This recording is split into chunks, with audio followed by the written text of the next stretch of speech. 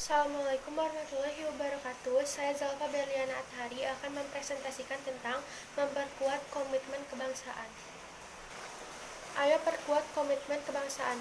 Sebuah bangsa akan menjadi bangsa yang besar dan terhormat apabila memiliki nilai-nilai, semangat, dan komitmen kebangsaan yang tinggi.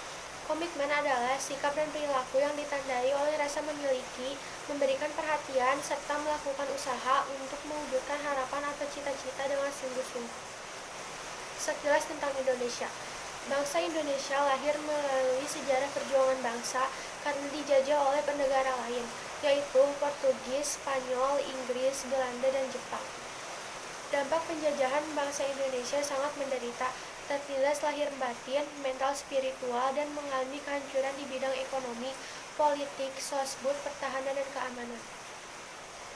Jauh sebelumnya, sejarah berawal dari dimulai zaman prasejarah dengan adanya temuan manusia Jawa. Secara geologi Indonesia terletak pada pertemuan tiga lempeng, yakni lempeng Australia, lempeng Indo-Australia, dan lempeng Pasifik.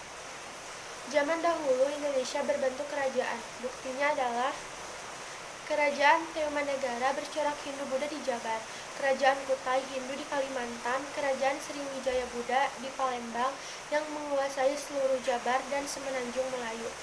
Kerajaan Majapahit Hindu di Jatim dengan patinya Gajah Mada berhasil mempersatukan Nusantara dan hampir seluruh Semenanjung Melayu.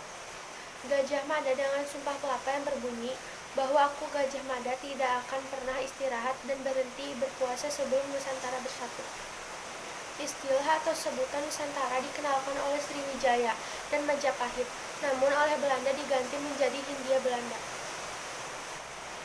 Istilah Indonesia berasal dari kata Indus, India, dan Nesus, pulau-pulau.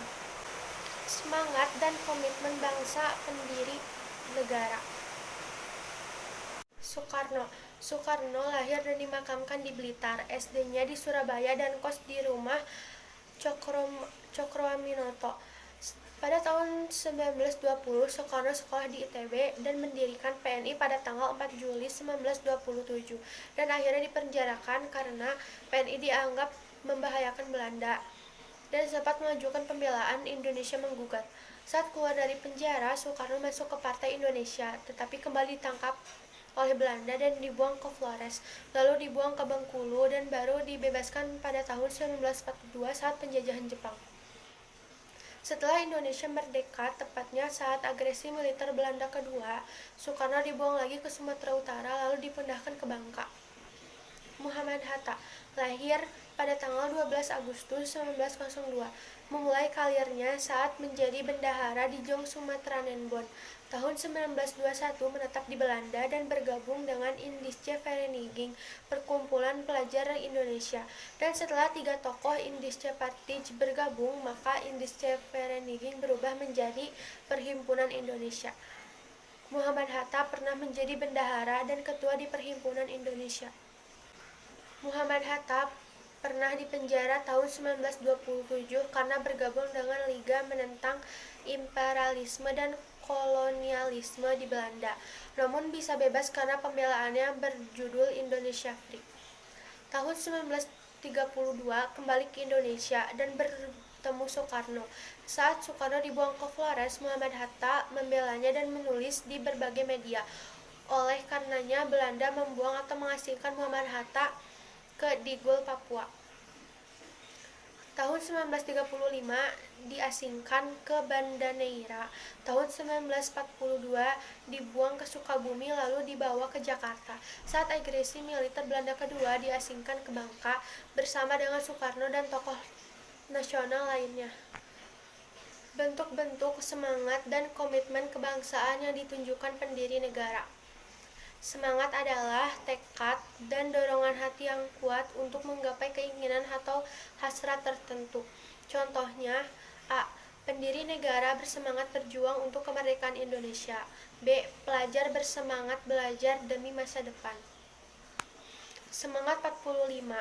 Semangat 45 adalah dorongan dan manifestasi dinamis dari jiwa 45 yang membangkitkan kemauan untuk berjuang merebut kemerdekaan, mengisi dan mempertahankannya. Periode nilai-nilai semangat 45 dibagi menjadi 4 periode, yakni periode 1. Sebelum pergerakan nasional Indonesia pada zaman itu masih berupa kerajaan-kerajaan yang beragama Hindu, Buddha, Islam, Katolik, Konghucu, kepercayaan. Periode kedua, masa pergerakan nasional 1908. Ciri perjuangan sebelum 1908 masih bersifat kedaerahan atau lokal, sehingga mudah dipatahkan Belanda. Ciri perjuangan setelah 1908 bersifat nasional, menggelora di semua wilayah Indonesia. Semua bersatu ingin merdeka terbebas dari penjajah. Ditandai dengan lahirnya Budi Utomo, munculnya organisasi kepemudaan Jong Java, Jong Sumatera Nenbon, dan lain-lain. Sarekat Islam 1912, Perhimpunan Indonesia, Sumpah Pemuda 1928. Belanda menyerah tanpa syarat pada Jepang tahun 1942, lalu Jepang mulai menjajah Indonesia pada tahun 1942 sampai 1945. Periode ketiga, masa proklamasi dan perang kemerdekaan. Pada tanggal 17 Agustus 1945, Indonesia merdeka. Namun Belanda tetap ingin menjajah Indonesia dengan membonceng tentara sekutu. Hal ini menimbulkan perlawanan untuk menegakkan kemerdekaan. Periode keempat, masa perjuangan mengisi kemerdekaan. Perjuangan pada masa ini tidak terbatas waktu, karena untuk mencapai tujuan akhir nasional seperti yang tercantum dalam pembukaan alinea keempat.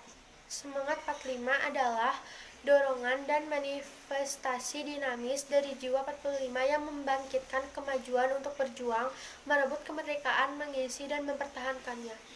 Nilai dasar semangat 45 terdapat dalam Pancasila, Proklamasi, dan Undang-Undang Dasar 1945. NKRI sebagai satu kesatuan. Bunyi pasal 1 ayat UUD 1945, negara Indonesia ialah negara kesatuan yang berbentuk republik. Pasal 37 UUD 1945 khusus mengenai bentuk NKRI tidak dapat dilakukan perubahan. Bentuk negara kesatuan sudah dianggap final. Walaupun Indonesia terdiri dari berbagai suku, namun Indonesia tetap menjadi suatu kesatuan. Satu kesatuan politik, kesatuan wilayah, kesatuan pertahanan dan keamanan, kesatuan ekonomi, dan kesatuan sosial budaya. Indonesia sebagai satu kesatuan politik, yang artinya NKRI meletakkan Pancasila sebagai dasar dan falsafah serta ideologi bangsa dan negara yang akan mengarahkan bangsa untuk menuju tujuan nasional negara. Indonesia sebagai kesatuan wilayah, artinya segala sisi dan kekayaan alam termasuk suku, agama, bahasa, kepercayaan merupakan satu kesatuan bulat. Meski berbeda, Indonesia tetaplah satu. Indonesia sebagai satu kesatuan pertahanan dan keamanan, artinya setiap ancaman satu pulau merupakan ancaman terhadap seluruh bangsa Indonesia. Indonesia sebagai satu kesatuan ekonomi, artinya kekayaan wilayah Nusantara merupakan modal dan milik bangsa. Tingkat perkembangan ekonomi harus merata di seluruh daerah. Indonesia sebagai satu kesatuan sosial dan budaya, artinya budaya Indonesia adalah satu. Keanekaragaman bangsa menjadi modal dan landasan pengembangan budaya nasional. Deklarasi Juanda 13 Desember 1957. Penentuan batas laut teritorial diukur 12 mil dari garis-garis yang menghubungkan titik terluar pada pulau-pulau di Indonesia.